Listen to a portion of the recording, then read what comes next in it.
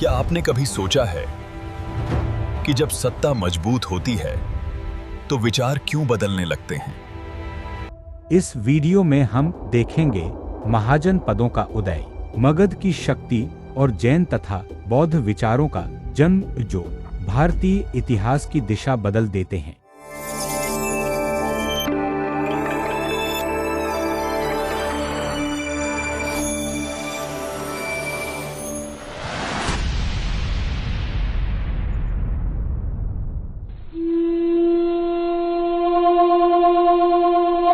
आज हम उस दौर की कहानी देखेंगे जब भारत में महाजनपद उभरे और नए धार्मिक विचार जन्म लेने लगे। ये समय बदलाव का था, जब समाज, राजनीति और धर्म तीनों नए रास्ते तलाश रहे थे।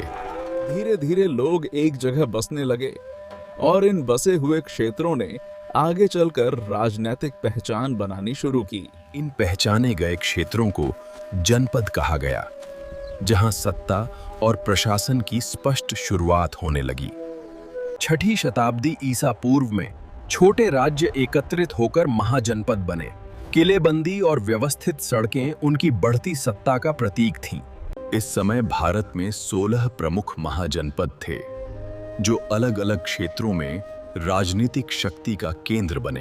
ये महाजनपद भारत के अलग-अलग क्षेत्रों में फैले थे, जहां नदियां, मैदान और मार्ग राजनीतिक शक्ति को आकार दे रहे थे। इन्हीं महाजनपदों में से मगध धीरे-धीरे आगे बढ़ने लगा और उसकी शक्ति बाकी राज्यों से अलग दिखाई देने लगी। उपजाऊ भूमि, नदियां और प्राकृतिक सुरक्षा ने मगध को धीरे-धीरे सबसे शक्तिशाली राज्य बना दिया। यही प्राकृतिक सुविधाएं मगध को भरपूर कृषि देती हैं और यही कृषि उसकी आर्थिक शक्ति की नींव रखती है। जब कृषि से जरूरत से अधिक उत्पादन हुआ तो वही अधिशेष व्यापार का रूप लेने लगा और व्यापार के साथ नगर उभरने लगे।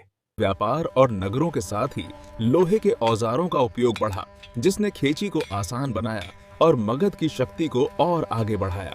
लोहे के औजारों ने सिर्फ खेती ही नहीं बल्कि हथियारों को भी मजबूत किया और इसी से मगध की सैन्य शक्ति धीरे धीरे आकार लेने लगी। इस बढ़ती हुई शक्ति को दिशा देने का काम मगध के प्रारंभिक शासकों ने किया, जिनके नेतृत्व में राज्य और अधिक संगठित हुआ। इन सभी कारणों ने मिलकर मगध को अन्य महाजनपदों से आगे कर दिया और धीरे धीरे वह सबसे शक्तिशाली राज्य के रूप में उभर आया। राज्य की शक्ति बढ़ने के साथ नगर फैलने लगे और नगरों के साथ व्यापारी, कारीगर और नए सामाजिक वर्ग उभरने लगे। नगरों के विस्तार के बावजूद सामाजिक व्यवस्था और अधिक कठोर होती गई, जहां जन्म के आधार पर भूमिकाएं तय होने लगीं। जटिल कर्मकांडों और सामाजिक असमानता ने आम लोगों के जीवन को और कठिन बना दिया, जिससे असंतोष धीरे धीरे गहराने लगा। इसी असंतोष के बीच लोग ऐसे मार्ग खोजने लगे जो कर्मकांडों से दूर सरल और अर्थपूर्ण जीवन का रास्ता दिखा सकें। इन्हीं खोजों के बीच एक ऐसा विचार उभरा जो अनुशासन, तप और अहिंसा पर आधारित था। इसी विचारधारा को महावीर ने अपने जीवन में उतारा। राजसी सुखों का त्याग कर कठोर तप और साधना के माध्यम से मुक्ति का मार्ग दिखाया। महावीर का जन्म 6ठी शताब्दी ईसा पूर्व में वैशाली के निकट कुंड ग्राम में हुआ, जहां से उनकी जीवन यात्रा आरंभ होती है। महावीर जैन परंपरा के 24वें तीर्थंकर थे, जिन्होंने पूर्ववर्ती शिक्षाओं को नया रूप देकर उन्हें समाज तक स्पष्ट रूप में पहुंचाया। दीर्घ तपस्या के बाद उन्होंने यह सिखाया कि मुक्ति बाहरी कर्मकांडों से नहीं बल्कि आत्म संयम, अनुशासन और व्यक्तिगत प्रयास से प्राप्त होती है। इनकी शिक्षाओं को जैन दर्शन ने त्रिरत्न के रूप में समझाया: सम्यक दर्शन, सम्यक ज्ञान और सम्यक आचरण, जो मोक्ष का मार्ग दिखाते हैं।